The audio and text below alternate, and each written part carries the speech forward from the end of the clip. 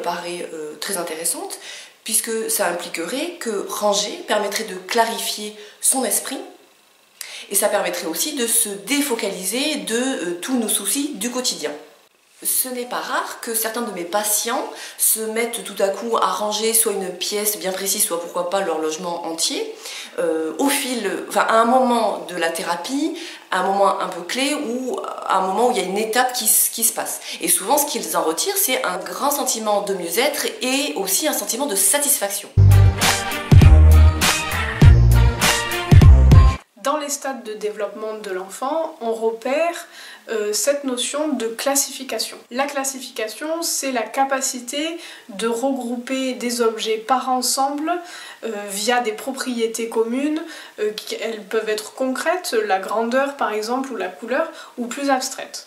Cette capacité de classification est une des grandes bases du développement de l'intelligence. Cette compétence s'acquiert entre 2 et 7 ans. Toutes les activités peuvent se classifier et en prenant l'exemple de la chambre de votre enfant, on peut tout à fait penser le rangement en rangeant les différents objets par fonction.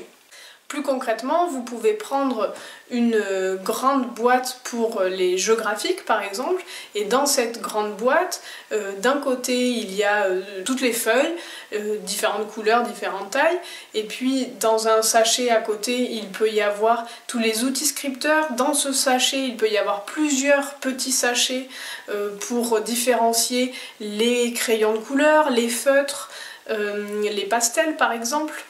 Vous pouvez aussi avoir un autre sachet qui contient tous les ciseaux et différents poinçons par exemple. L'intérêt est que votre enfant s'y retrouve facilement, ce qui va le rendre plus autonome dans ses activités. Et du coup, en parlant d'autonomie, pensez à ce que les boîtes soient accessibles. Plus globalement, cette fonction, cette aptitude cognitive vous servira dans votre quotidien. Ranger implique souvent de faire du tri, donc à ce moment-là vous pouvez vous permettre de vous débarrasser d'objets inutiles, pourquoi pas de certains objets du passé dont vous n'avez plus grand intérêt.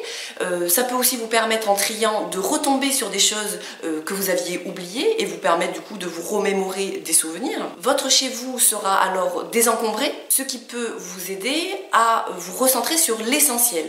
L'idée de croire que plus on a de choses, plus on est heureux est bien évidemment fausse et au contraire peut nous perdre dans le superflu.